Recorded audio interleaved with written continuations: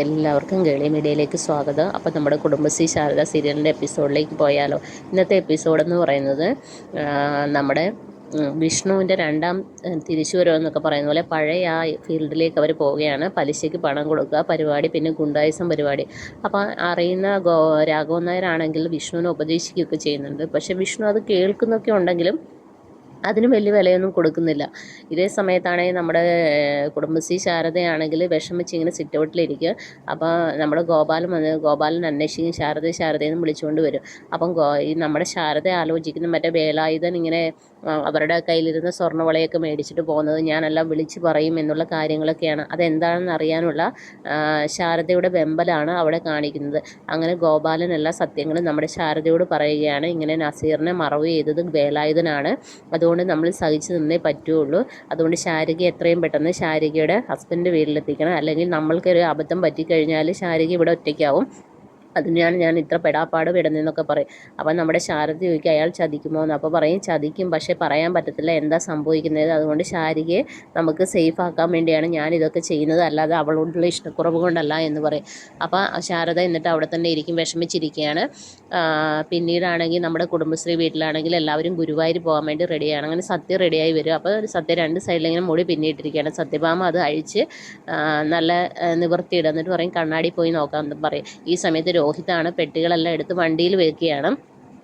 എന്നിട്ട് രോഹിത് അകത്തേക്ക് വരുമ്പോൾ ചോദിക്കും ശ്യാമയും പപ്പിയും എന്ത് ചെയ്യുന്നിരിക്കും. അവർ മുകളിലോട്ട് ഞാൻ വിളിച്ചുകൊണ്ട് വരാമെന്ന് പറയും. അങ്ങനെ രോഹിത് മുകളിലേക്ക് ചെല്ലുമ്പോൾ പപ്പിയാണെങ്കിൽ പറയും ഞാൻ പോട്ടെ എന്ന് പറയും. അപ്പോൾ നമ്മുടെ ശ്യാമയാണെങ്കിൽ പറയും പോണ്ട, നിന്നോടല്ലേ പോണ്ടെന്ന് പറഞ്ഞത്, ഞാൻ വല്ല അടി വെച്ച് തരുമെന്ന് പറയും. അങ്ങനെ രോഹിത് വന്നിട്ട് രണ്ടുപേരെയും വിളിക്കും. അപ്പം ശ്യാമ പറയും ഞാൻ വരത്തില്ല എന്ന് പറയും.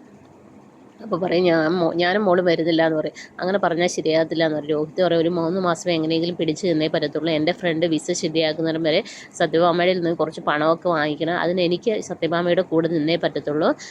നീ വരുന്നില്ലെങ്കിൽ ഞാൻ മോളെയും കൊണ്ട് പോകുമെന്ന് പറയും. അപ്പം ശ്യാമ പറയും രോഹിതിന് ഇതൊന്നും മനസ്സിലാകുന്നില്ല എന്ന് ചോദിക്കും. പക്ഷേ എനിക്കിവിടെ പിടിച്ച് നിന്നേ പറ്റുള്ളൂ, അതുകൊണ്ട് ഞാനും മോളും പോകുമെന്നും പറഞ്ഞു അങ്ങനെ മോളെയും കൂട്ടി താഴേക്ക് വരും. അപ്പോൾ സത്യഭാമ ചോദിക്കുന്നു ശ്യാമ എവിടെയെന്ന് ചോദിക്കും. അപ്പോൾ പറയും ശ്യാമ വരുന്നില്ല, ശ്യാമയ്ക്ക് വരാൻ പറ്റില്ല എന്ന് പറയും. എന്നാൽ നമുക്ക് പോകാമെന്ന് പറയും. ആ സമയത്താണ് നമ്മുടെ വിഷ്ണു വണ്ടിയുമായിട്ട് അങ്ങോട്ടേക്ക് വരുന്നത്. അപ്പം വിഷ്ണു പറയും തോമസിന് കൊടുക്കാനുള്ള പണം ഇങ്ങെടുത്തോളാൻ പറയും. അപ്പോൾ സത്യഭാമയ്ക്കാണെങ്കിൽ ഭയങ്കര സന്തോഷം. അങ്ങനെ സത്യഭാമ പണമൊക്കെ എടുത്തിട്ട് വന്നിട്ട് വിഷ്ണുവിൻ്റെ കയ്യിൽ കൊടുത്തിട്ട് പറയും പഴയതൊന്നും മറക്കരുത്, ഞാൻ നിന്നെ ഓർമ്മിപ്പിക്കേണ്ട ആവശ്യമില്ലല്ലോ, പഴയ ഫീൽഡിൽ നമ്മൾ വീണ്ടും ഇറങ്ങിയിട്ടുണ്ടെന്ന് എല്ലാവരും മനസ്സിലാക്കുന്നത്, എൻ്റെ പഴയ ആ സ്റ്റൈലിൽ തന്നെ തിരിച്ചു വരണം എന്ന് പറയും. അപ്പോൾ വിഷ്ണു പറയും അത് പറയേണ്ട കാര്യമുണ്ടോ എന്ന് പറയും. ഇതൊക്കെ കേൾക്കുമ്പോൾ നമ്മുടെ രാഘവൻ നായർക്കൊക്കെ ആണെങ്കിൽ ഒരു വിഷമം വരുന്നുണ്ട്. എന്താ സംഭവിക്കുന്നതെന്ന് അറിയത്തില്ലല്ലോ മുന്നോട്ട്, ഇനി എന്താകുമെന്നൊക്കെ. അതിനുശേഷമാണെങ്കിൽ നമ്മുടെ ശാരദയുടെ വീട്ടിലാണെങ്കിൽ നമ്മുടെ ശാരികയെ രാജീവിൻ്റെ വീട്ടിലേക്ക് കൊണ്ടുപോകാൻ വേണ്ടി അങ്ങനെ റെഡിയാക്കി സുന്ദരിയാക്കി ഇങ്ങനെ പുറത്തേക്ക് ഇറങ്ങുകയാണ്. അപ്പോൾ ശാരികയ്ക്ക് ഒരു വിഷമമുണ്ട്, ശാലിനോട് പറയേണ്ടതെന്ന്. അപ്പം ശാരദ പറയും സാരമില്ല, അത് അച്ഛനെല്ലാം വന്നിട്ട് പറഞ്ഞോളാന്ന് പറഞ്ഞെന്ന് പറയും. അങ്ങനെ പുറത്തേക്ക് ഇറങ്ങുമ്പോൾ പോസ്റ്റ്മാൻ വരും. അപ്പോൾ ചോദിക്കും ആരാ ശാരിക എന്ന് പറയും. ഒരു രജിസ്ട്രേഡ് ഉണ്ടെന്ന് പറയും.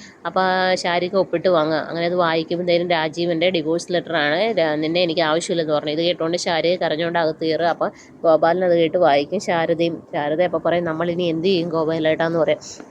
അങ്ങനെ വിഷമിച്ച് നിൽക്കുന്ന സീനിലാണ് ഇന്നത്തെ എപ്പിസോഡ് അവസാനിക്കുന്നത്. നാളത്തെ എപ്പിസോഡ് എന്ന് പറയുന്നത് വിഷ്ണുവിൻ്റെ ഗുണ്ടാ വിളയാട്ടം തന്നെയാണ്. ആ പഴയ വിഷ്ണുവിലേക്ക് വിഷ്ണു എത്തുകയാണ്. എങ്ങനെ എല്ലാത്തിനെയും തല്ലി ഇറക്കി ഇടികളൊക്കെ ഇട്ട് അടിച്ച് ശരിയാക്കുന്ന സീനുകളൊക്കെയാണ്.